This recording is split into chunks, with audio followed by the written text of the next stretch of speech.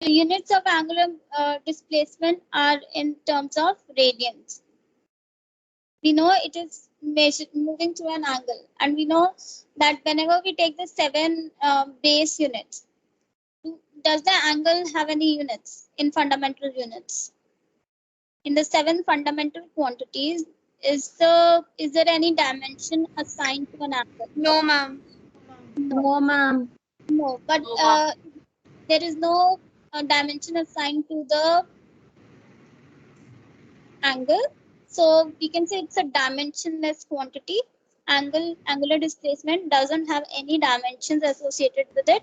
But SI unit, if we have to take, the SI unit associated with it would be radians. Okay.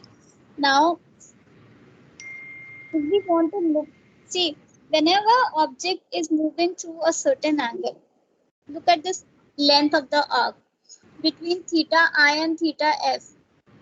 I've marked the region in red. This arc length. This arc length is the linear displacement of the object. It means when the object is moving through certain angle theta, there is obviously some linear displacement also associated with it. Now, through your knowledge of circles, can you tell me the relationship between the arc, angle subtended, and the radius of the circle? Ma'am, the angle subtended is arc upon radius. The angle subtended theta is arc divided by the radius. Okay, so the arc length is nothing but your linear displacement. So let's give it the notation S, which we have used for linear displacement. The radius of the circle, we put it as R, and theta is our angular displacement. So this gives us the relationship between angular displacement and linear displacement. So linear displacement S would be always equal to R, that is the radius of the circle, multiplied by theta, which is your angular displacement. Got it? This relationship is important. Please keep it in mind that linear displacement is equal to radius of the circular path multiplied by the angular displacement. There is another way to basically look at the same concept. We can look at the same concept in these terms. Suppose you complete one full rotation. Suppose you start from the x-axis from this point A and you take one full rotation of the circle. So how much would be that angle in degrees? 360. 360. It would be 360 degree. So these 360 degree is nothing but your 2 pi radians, right? In terms of radians, this 360 degree is 2 pi. Correct? So now, so it means when you're taking one full turn, what is the angular displacement? The angular displacement is 2 pi. And can you tell me what would be the linear displacement? 0. Or 2 pi. 2 pi, you are going around the full circle. So your linear displacement would be the circumference of the circular path. Ma'am, but you're also coming back to the original position, so wouldn't it be 0? We are also looking at what? Ma'am, it is the displacement, so shouldn't it be 0 since you're coming back to the original position?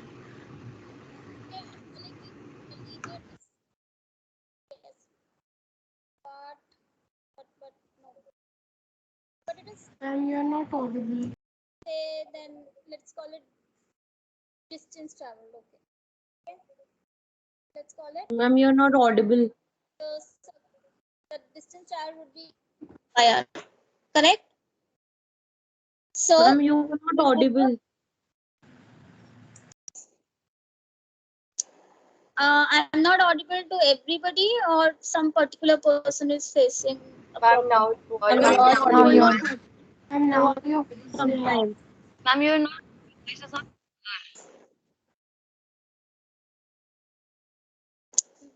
बेटा अभी जो भी बोल रहा था I could not listen, मुझे सिर्फ इतना सुनाई दिया ma'am you are not and then the voice went down. Ma'am, you were Ma'am, not audible your voice for is some actually time. cracking. Okay, okay. Can't help it. Actually, it's been raining since the morning, so it might be a network issue. Okay, so we come to the fact that the distance, linear distance traveled would be 2 pi r, and the angular distance associated with it in radians would be 2 pi r.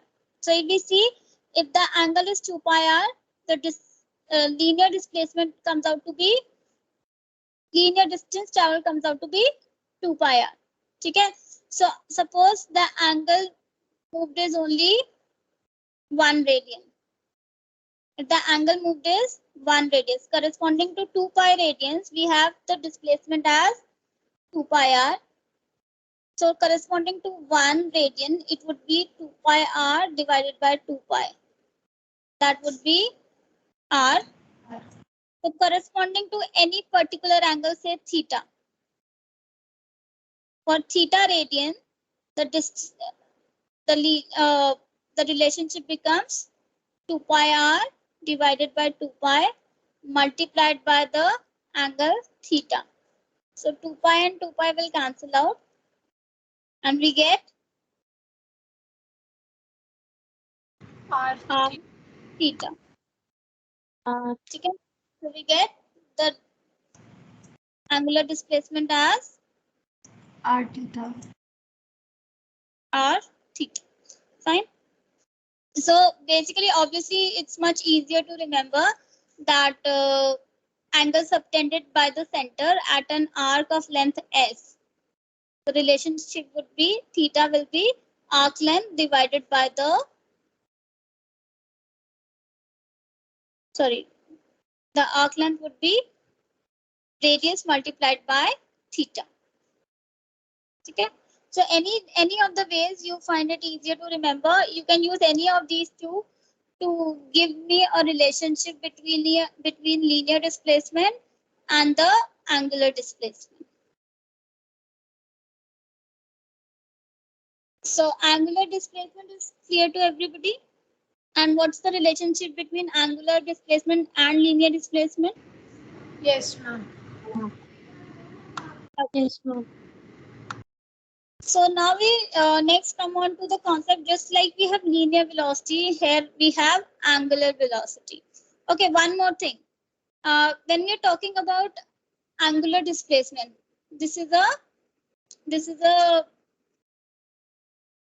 again going to be a vector quantity. It's a vector quantity, and to find the direction of this vector quantity, we can use right hand thumb rule. Okay, it's an axial vector, meaning it acts along the direction of the vector is along the axis of the circular path. So if I would look at, say, if my motion is clockwise, I use my right hand thumb rule. So curl the fingers in the direction of motion, and wherever your thumb points, for the right hand, curl your fingers of the hand in the direction of motion, and the direction in which the thumb point gives me the direction of the angular displacement. So in this case, it would be outward or inward for clockwise. Please use your right hand. Outward. It would Ma'am, be, can you please explain it again? The right. beta, just use your right hand to find out the direction of the axial vector, which is angular displacement. So curl the fingers of your right hand in clockwise direction. To curl them in clockwise direction, where is your thumb pointing? Thumb pointing downwards.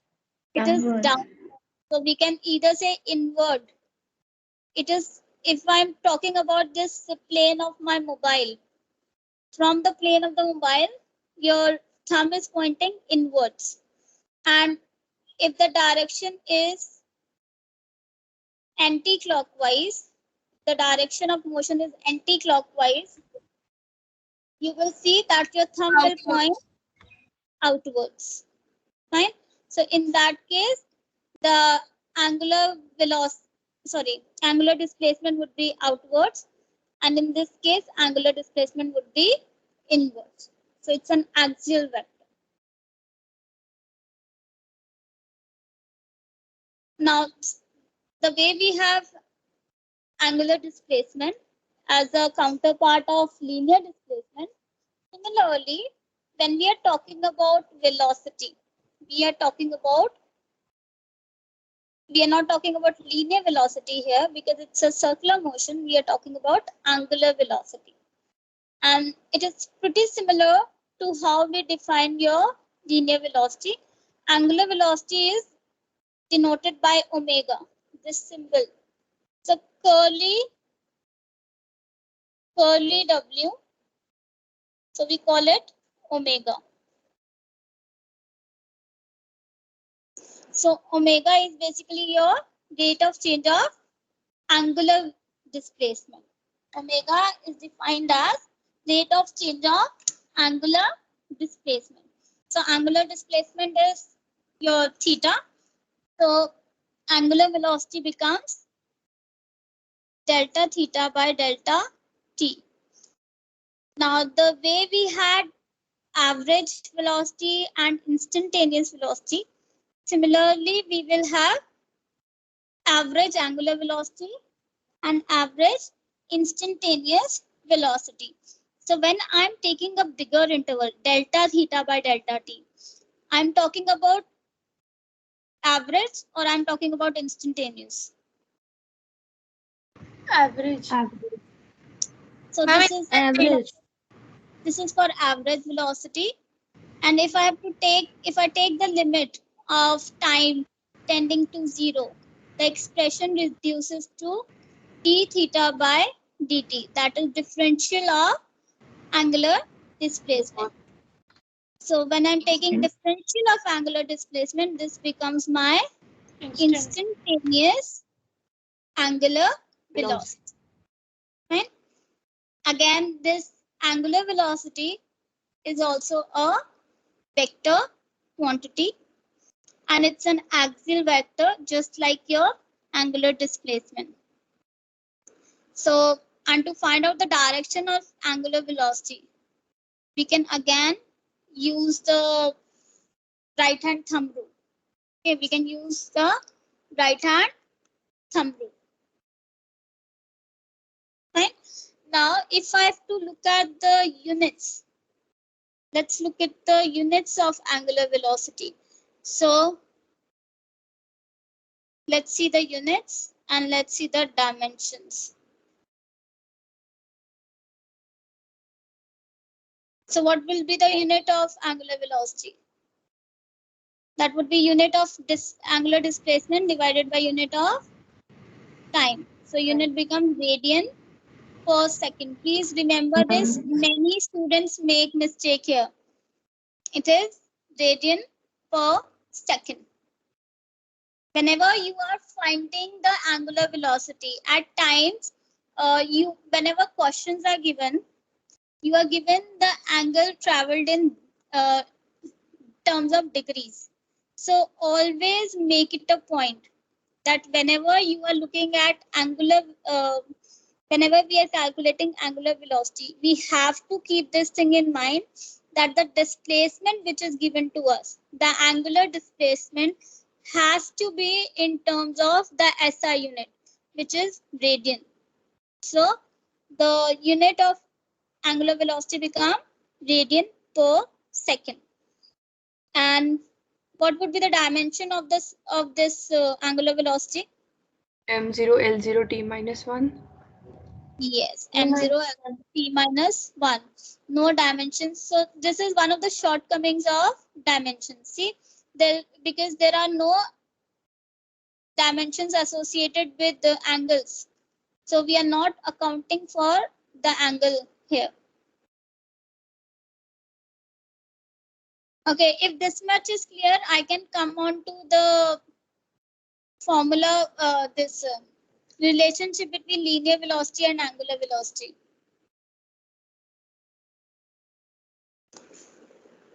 Yes. Every- Okay, so let's come to how can we derive the relationship between linear and angular velocity.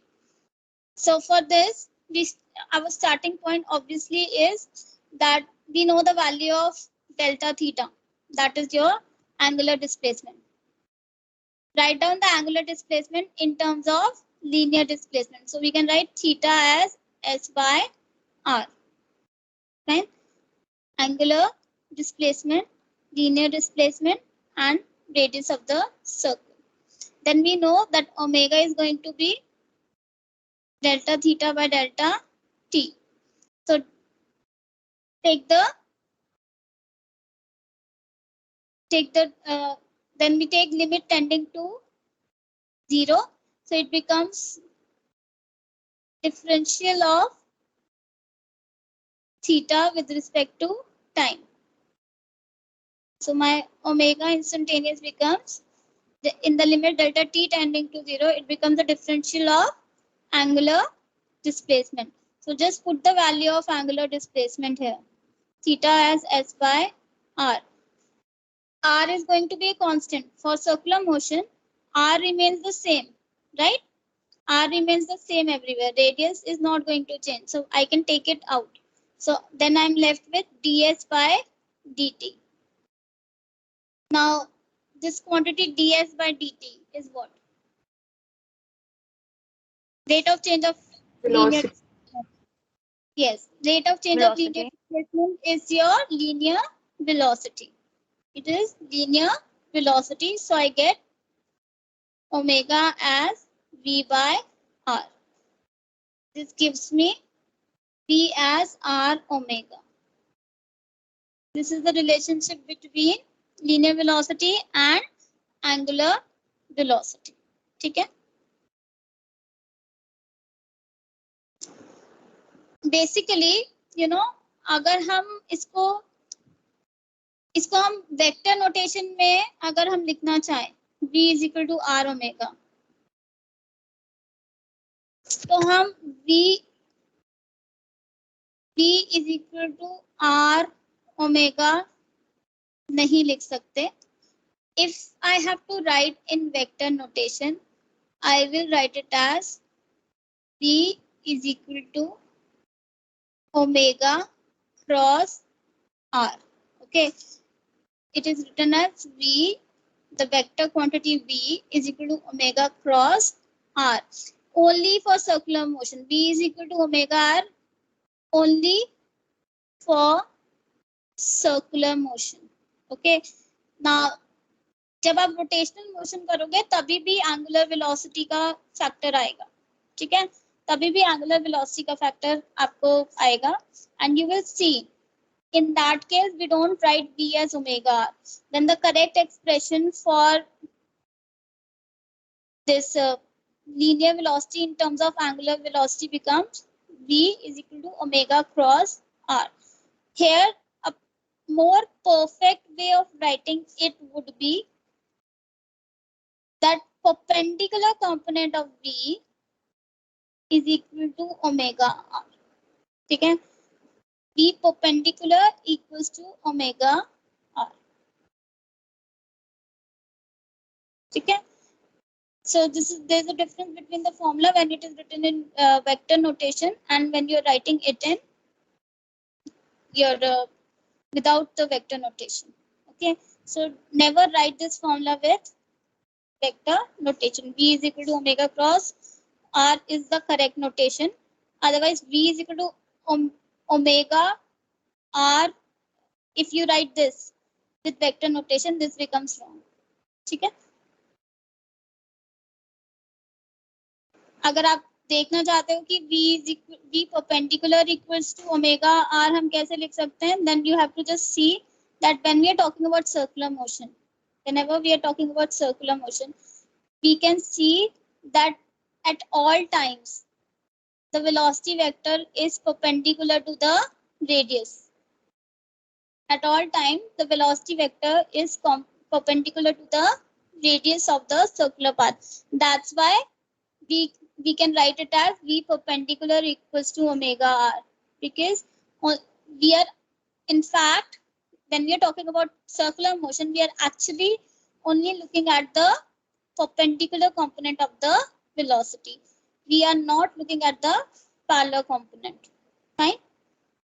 And जब हम ये वाला formula लिखते हैं v is equal to omega cross r, basically we are looking at both the perpendicular and the parallel component of velocities. ठीक है?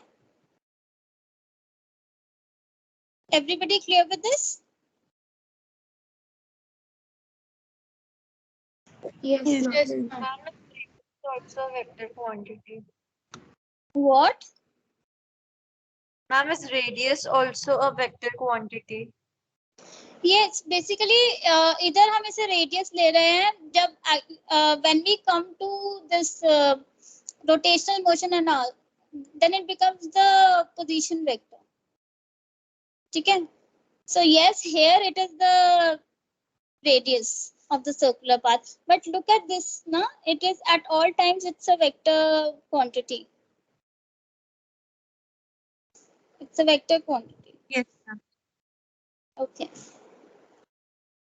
So now, just like we have done counterparts of linear velocity, angular, like linear displacement and linear velocity in terms of its angular velocity and angular displacement.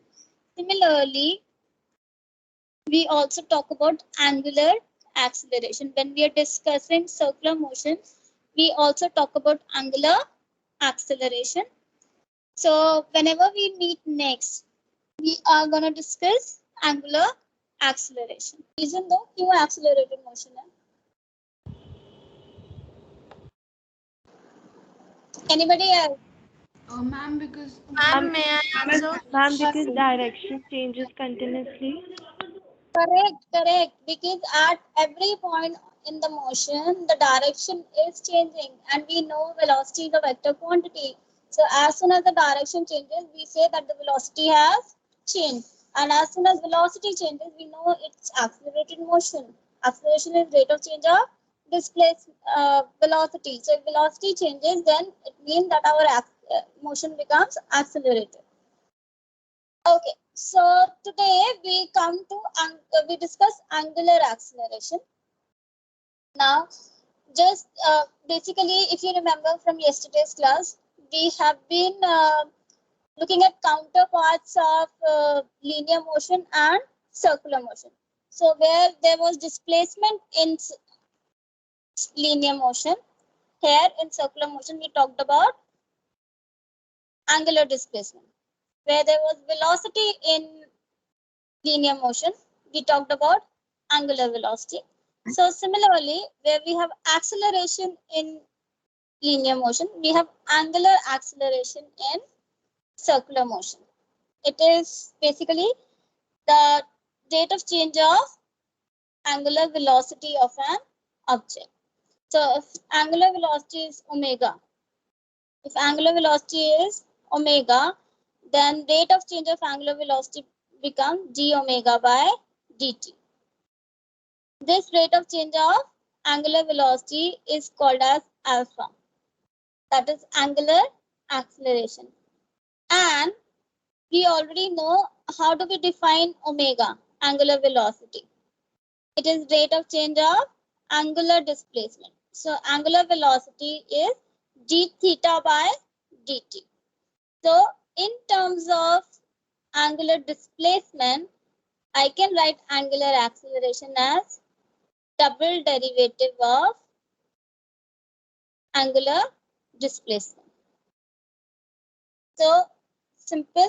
It is pretty in sync with what we have for linear motion. Like in linear motion, acceleration is dv by dt. So here angular acceleration is d omega by dt. In linear motion, we have acceleration as d2x by dt2, where x is the displacement. Here we can write d2 theta by dt2, where theta is the angular displacement.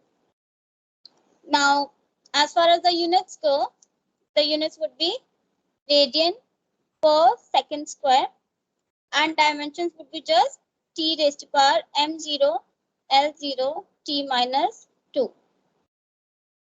There are no dimensions to account for angle.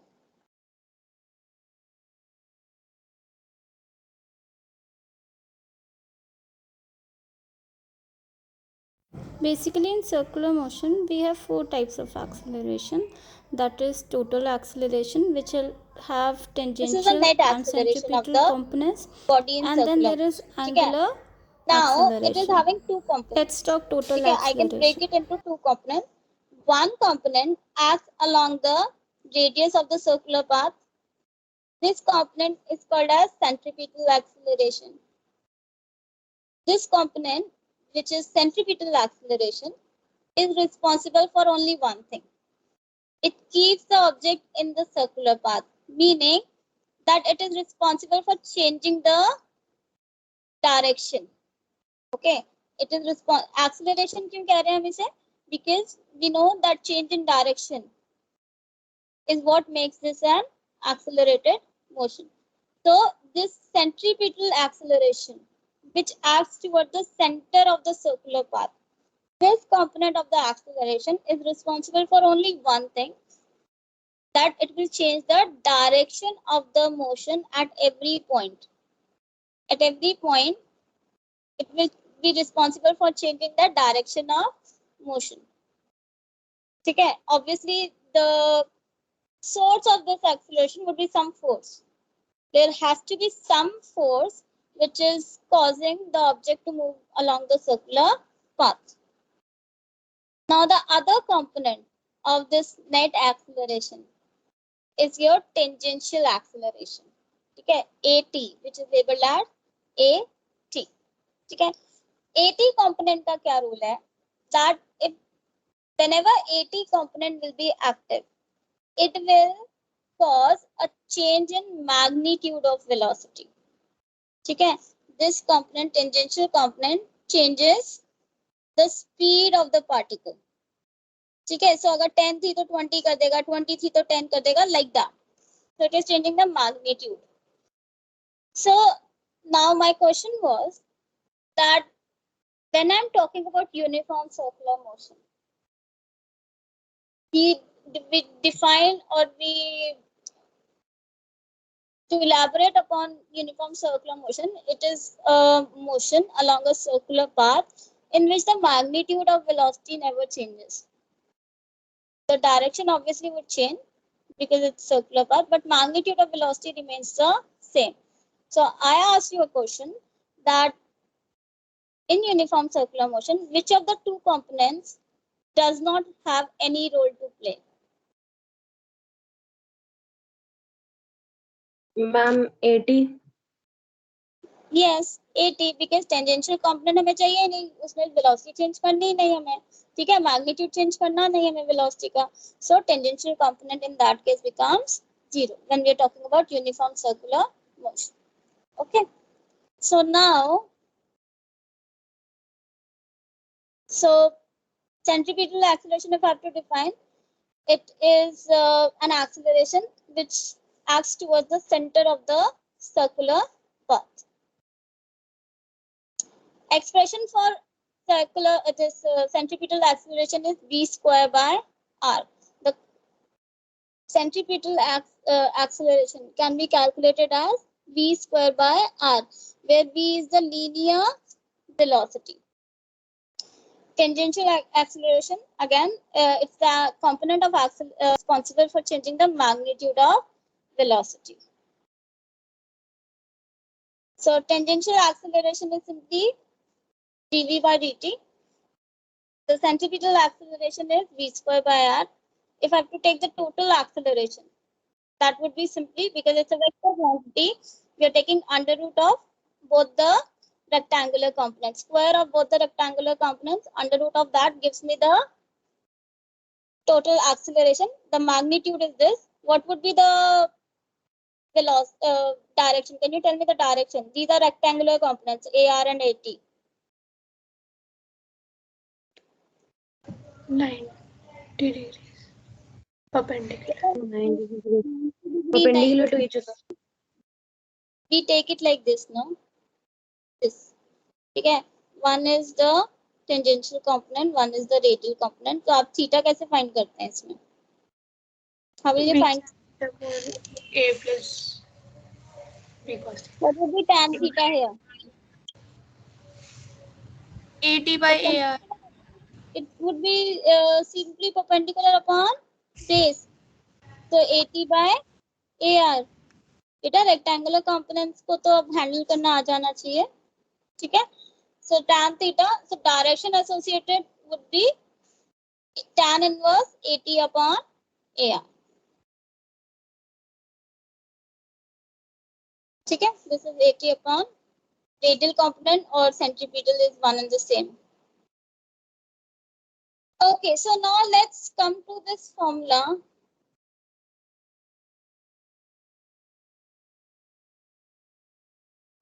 Let us come to the relationship between linear and angular acceleration. How can we see the relationship between linear and angular acceleration? Okay. Now, to look at that, first we come to the basic definition of our angular acceleration. That is, it is the rate of change of angular velocity. So delta W by delta T. And in the limit delta T tending to 0, this will become instantaneous angular acceleration, that is delta T tending to 0, that delta W by delta T, the interval reduces to the differential, that is dW by dt. Okay. Now it's very simple. We have yesterday we did a derivation, the relationship between angular velocity and linear velocity. V came out to be r omega. If you remember, this was the relationship between angular velocity and linear velocity. So we will use this expression here. We can use this expression here. Okay. So let's first take dv by dt. What would be dv by dt? It would be r d omega by dt. We can keep r as constant because we are talking about a circular path. The radius is not gonna change. So this gives me dv by dt is my linear acceleration. Okay, this is my linear acceleration. This is r, and d omega by dt. We just saw that was our angular acceleration. Okay, so ultimately I get A is equal to R alpha. Okay. Now please keep this thing in mind. This is the component which is responsible for changing the velocity of the object. Okay. This is the component which is responsible for changing the velocity of the object, the magnitude of velocity. So basically this is our tangential component. Okay. This is our tangential component of the acceleration. So it comes out to be AT as R alpha. Got it?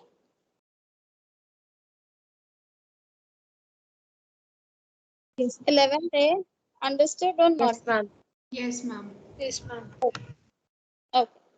So now we using this.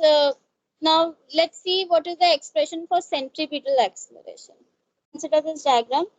There is an object. It goes from position B to position C. It was having a velocity of v1 at position B, and it had a velocity of v2 at position C. Considering an object in uniform motion. Okay, we are considering an object in uniform motion. So magnitude of velocity we are not considering. We are considering only the direction. So it means there is no tangential component here. Right. So here, this change in velocity is going to give me the centripetal acceleration. Fine. So acceleration is delta v by delta t. Now if we are considering that time interval is very small, then this chord from B to C, this BC chord, it becomes very, very small. So we consider it to be a very simple straight line. Okay, we are looking at two triangles. So one is the triangle which is formed by the velocity vectors, and the other triangle which you can see ACB. The other triangle is ACB. So now we have two triangles, QRP, which is being formed by the velocity vector, and the other triangle is ABC. Now this angle delta theta, which is between AB and AC. Between AB and AC. Now consider V1 is perpendicular to AB and V2 is perpendicular to AC. Okay? And these two perpendicular components, we are making a triangle out of these. So इन दोनों के बीच का angle भी क्या रहेगा? Delta theta. Because V1 is perpendicular to AB and V2 is perpendicular to AC. So दोनों के बीच angle between the two perpendicular components would be the same as between the lines to which they are perpendicular. ठीक है? So AB और AC के बीच में जो angle है वही V2 और V1 के बीच में रहेगा. ठीक है? So using this, what we can say? Tell me, use your concept of similar triangles. Using this, what we can say? So हमने prove कर दिया that angle ABC is similar to angle PRQ. So can I write? हाँ जी. PRQ. So ma'am, AB is AB upon PR is equal to BC upon RQ, and AC Yes, is we can write. equals to. Correct. So we can write this delta S divided by R. Okay, delta S divided by R would be equal to delta V divided by V. Okay, we have proven that these two triangles are similar to each other. So on the basis of that, I can write delta S by R equal to delta V by V. For two similar triangles, the ratio of their sides is they are equal to each other. So delta S by R will be equal to delta V by V. So इससे हमें क्या मिल जाता है? The delta V can be written as V by R into delta S. ये step समझ आया कि नहीं?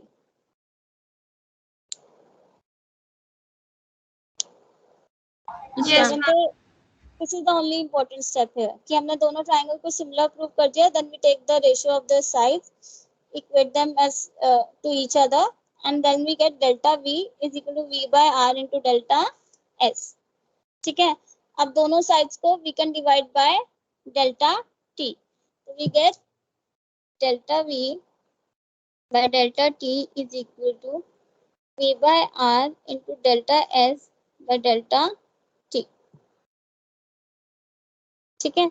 So what do we get? ये quantity देखी है. What do we call this quantity? Delta S by delta T. Let's take limit delta T tending to 0. So this will become dV by dt and this becomes VR ds by dt. dV by dt is what? Acceleration. So this is your acceleration. V by R, and what does ds by dt becomes? Omega. Again V. ds by dt is not omega. Omega would be d theta by dt, beta. Yes, ma'am. So this becomes v square by r. Now this acceleration, I took only the change in direction of the velocities into account. So this is nothing but my centripetal acceleration. Got it? This is my centripetal acceleration. So the expression for centripetal acceleration becomes v square by r. अगर हमें total देखना ही है, total acceleration, it would be under root of v square by r whole square plus alpha r whole square.